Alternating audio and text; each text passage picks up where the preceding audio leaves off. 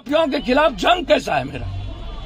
वर्तमान सरकार में सर चर्चित लोगों की हत्या करा दी जा रही है भैया। मेरे तो अब वर्तमान सरकार, अब विपक्ष, ये दोनों का कोई लेना देना है किसी चीजों से?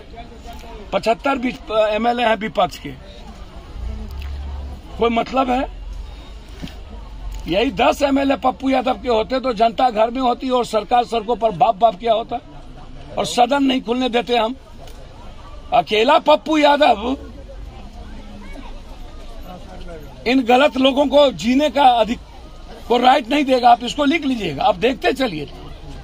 अभी जो सबसे बड़ी घटना जो जिंदा जला दिया दरभंगा में, और इतने बड़े नरसंहार जालियांवाला बाग के तरह महिलाओं को घटना घटी गई, और अब एक निर्दोष आदमी को पटना में कल 3 लड़कों को मार दिया। पप्पू यादव यदि सत्ता में होते तो अब तक क्या कार्रवाई? अब बेफिक्र रहिए। पप्पू यादव जो है, आपको पता नहीं चलता है कि कोरोना में और दुनिया में पूरे देश को पप्पू यादव क्या करता है? जी। अब ये छोड़ दीजिए सब चीज। लगातार हत्या हो रही है, पूर्व में भी लाल यादव की हत्या। सर मैंने उसका नाम बताया जिसने मारा, और आप भी मानते हैं और पुलिस भी मानती है कि जेल के सेल से हत्याएं की जा रही है, तो भैया जेल प्रशासन पर सर कार्रवाई क्यों नहीं? सर जिस दिन भूले बिसरे हम आ गए, ये लोग शमशान होंगे, जिंदा रहने का राइट हम नहीं देंगे। अच्छा, अभी सर पालेंगे नहीं, आप माफिया अपराधियों को पालेंगे नहीं। या तो 3 महीने के अंदर आप सजा दीजिए, अन्यथा हम फिनिश करेंगे। प्रदीप जी की इंसानियत के लिए कोई सवाल नहीं। सर प्रदीप जी की मृत्यु के बाद अब ये 2 बच्चे सर देखिए, मैं भरण पोषण एक बात मैं बता दूं, ये दोनों बच्चे मेरे बेटे की तरह, ये पटना पढ़ता है, ये दिल्ली पढ़ता है। अब एक पूरी की पूरी तीनों की लाइफ अपने पिता पर था। अब मुझे लगता है कि ये तीनों में कोई एक डिस्टर्ब ना हो जाए, किन्हीं को लगेगा कि मैं अपने पर आऊं। अब ये जबकि तीनों को ये होनहार बच्चे हैं, आप इतने समझ लीजिए कि मैं पिता नहीं लौटा सकता हूं, लेकिन इन तीनों की जीवन की पढ़ाई की भूमिका में हमारी जितनी जरूरत होगी, यदि मैं अपने बेटे के लिए जितना करता हूं उससे एक कदम बढ़ के करूं। अब ऐसे व्यक्ति भी, हम अभी 1800 किलोमीटर से आ रहे गया, हाँ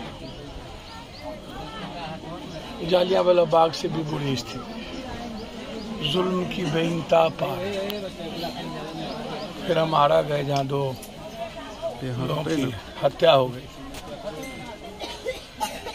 आरा के बाद हम चले सुबह, हमें आश्चर्य हुआ जब हम गया में हमने सुना कि ऐसे लोगों को भी घर में गोली मार दे। हम बार बार कहते हैं, जब हम दरभंगा में हैं, इन माफियाओं के खिलाफ जब हम हर शहर जाते हैं, जिंदा 3 आदमी को जला दिया। मैं बार बार कहता हूं कि आखिर ये हिम्मत आती कहां से है? स्पीकर कहता है मेरी कोई नहीं सुनता। इनकी कोई व्यक्तिगत घटना, मैं जितना समझा इस केस को जाना और मैंने जो बातचीत की, उसमें मैं क्लियर इस केस की जांच पटना के SIT की टीम से मैं मांग करता हूं, बड़ी, जिसमें पूर्व में भी इनकी जो राजनीतिक जीवन रही है उसकी भी तलाश होनी चाहिए। पहले कौन लोग थे, पहले समिति थे, फिर यहाँ ब्लॉक प्रमुख बने, ब्लॉक प्रमुख फिर हटे, फिर जुटे, तो क्या उसकी भी भूमिका तलाश होना चाहिए कि जो ब्लॉक प्रमुख अगले बार हटे, जुटे, फिर नया बने, कौन कौन लोग इस हत्या के पीछे हैं? यहाँ के जनप्रतिनिधि की भी जांच होनी चाहिए।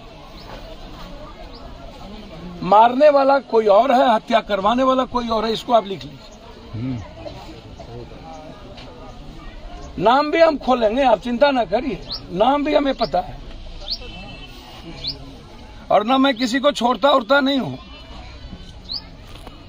बस मैं कभी कभी मर्यादाओं को लांघना नहीं चाहता हूं। मैं जानता हूं कि प्रदीप जी की हत्या में कंप्लीट पॉलिटिकल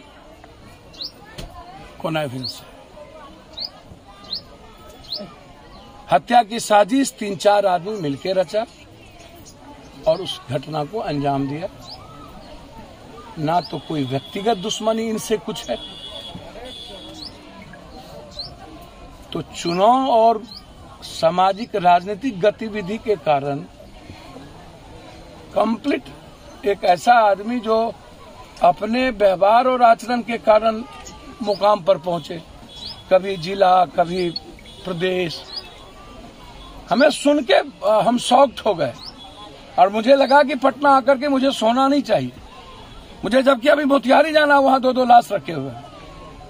जस्ट मैं आपके बाद मोतिहारी जाऊंगा। एसपी से और सीएम हाउस से मैं बातचीत कर लिया रात में ही। सीएम यहां नहीं है, सीएम दिल्ली में है, लेकिन उनको मैंने जानकारी दे दी और उन्हें उनके यहां सीएम के यहां मैंने बता दिया है कि इसमें कौन कौन लोग इन्वॉल्व है, मारने में कौन है और मरवाने में कौन है। बहुत क्लियर है, ये जानकारी मैंने दे दी है और उसी बिंदु पर पूरी जांच चल रही है। इसीलिए मैंने एसआईटी जांच की मांग की कि वर्तमान जो इलाके में पदाधिकारी हैं उससे अलग हट करके इसकी जांच हो। यहाँ लोकल में जांच नहीं है, या तो आप टाउन डीएसपी जो चौबे जी हैं उससे करा दीजिए, लोकल कोई थाना कोई इंस्पेक्टर कोई लोग ना करे। आप एसपीडी ट्रायल की हम मांग करेंगे, इस परिवार को कम से कम 20 लाख रुपया मुआवजा मिले और सही हत्यारा जेल जाए। सर, आलमनगर में डीआईजी का कार्यक्रम था सर, और वहां मधेपुरा जिला के तमाम पुलिसकर्मी उनके आबोभगत में लगे हुए थे, इधर इनकी हत्या हो जाती है। इससे स्पष्ट होता है सर कि पुलिस सर जब थाना प्रभारी मांस चेक करेंगे और कमर में रिवॉल्वर का पता ही नहीं चलता है उसको,